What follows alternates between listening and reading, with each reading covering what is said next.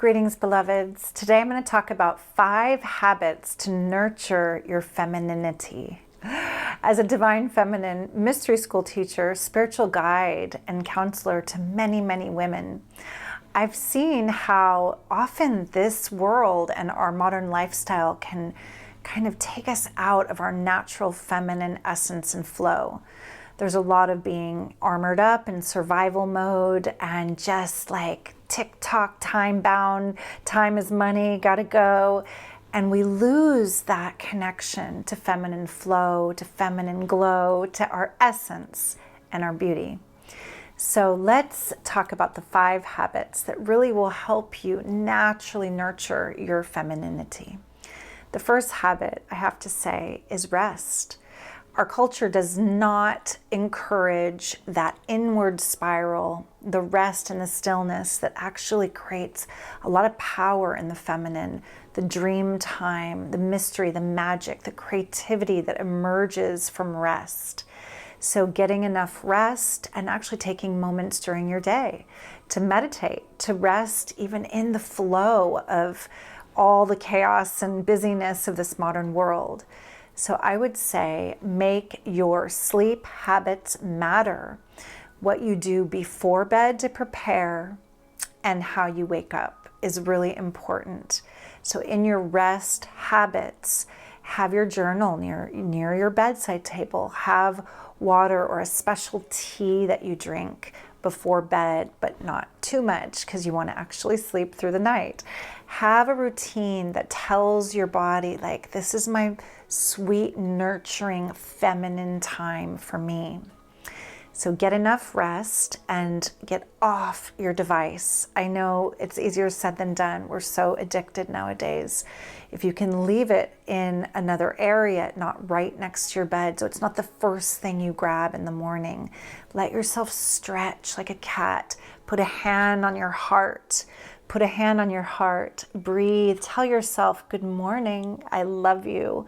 Feel what it is to come back to the body in a nurturing, soft, slow way before you grab the phone or the computer or get going on that TikTok time-bound, more masculine workflow. The next area I want to talk about is water, both in the sense of being really well hydrated and what water and good high quality water does for our cells, our brain, our bodies, our juicy aliveness is it's beyond what we even could imagine as far as importance in your feminine energy.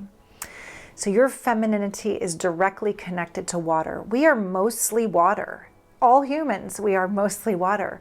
So get good high quality water, at least I would say, they say minimum 8 glasses of 8-ounce glasses. I would double that at least a day.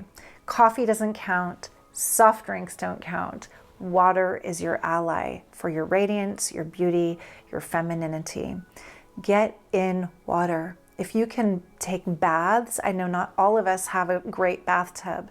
If you do, put the oils you love, the scents you love, the salts you love. Use high quality, pure products without chemicals. Get in the water, get the water over your heart, even if you have to find a plug for it not to drain. If you immerse your whole body in water over your heart chakra and breathe, you will discharge a lot of stress, a lot of excess energies that aren't even your own, and come back to center to nurture your femininity, your receptivity, your flow again. If you don't have a bath, let the shower hit your heart chakra and just breathe and feel. This is a powerful habit to come back to center, back to your feeling body, and nurture that essence. So we have rest and water. The next habit is beauty. How you create beauty in your environment, the simple ways that make you feel good when your eyes land in your space, on a dresser, on a little table. Can you create a small altar? Can you bring color into your life? Create order, coherence, bring flowers into your world. Nurturing your femininity has to do with creating beauty, presencing beauty, and emanating beauty from within As within, so without. What would give you joy to see, to look at? How does your creative energy want to express itself in the space around you? Everything you see impacts your consciousness. So the little ways you can create and play with color, with fabrics, with flowers, create beauty in your world. Even one simple little flower in a tiny little vase. Feel the change in your consciousness to nurture your femininity on the daily as a practice. That's the third way. The fourth aspect of nurturing your femininity is how you move. Allowing yourself to move in a more feminine way and create time to open your body, open the subtle channels. The feminine moves in spirals and waves. Even modern yoga is still quite masculine in some ways. It's very linear, very angular, and there's a certain order to it. And I would say that for us in the feminine yoga paths, this kind of white tantra, this communion with the goddess in our own body, we move in more fluid ways like water. Put on music you love. Let yourself feel your body, even starting slowly, subtly, to spiral your hips, to feel the water move through your body. Feel yourself in your feminine flow. Nurture your femininity by allowing your body to feel that flow. We're in a very frontal-facing, marching on in the lines and boxes culture in the modern world. How do you bring flow? How do you embody flow? Dance, move, stretch, roll on the floor, and be in that intuitive movement. And finally, the fifth area I'd like to invite is self-adoration, self-pleasure, and self-anointing. Anointing is an ancient art of applying oils, sacred oils on your body.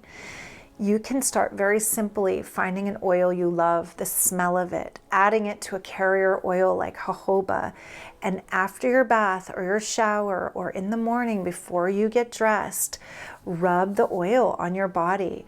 And the pleasure isn't necessarily like having to be like orgasmic pleasure, though it can build into that way if you create time for it. Let it be about rubbing your hands, rubbing your feet, applying the scented oil, and actually being your own best lover, being your own nurturing presence of holding your own heart and applying that favorite lotion or that anointing oil with mindfulness, with presence. And you might find yourself kind of faking it till you make it, like you're used to just slathering it on to keep your skin moisturized, but now you're slowing down.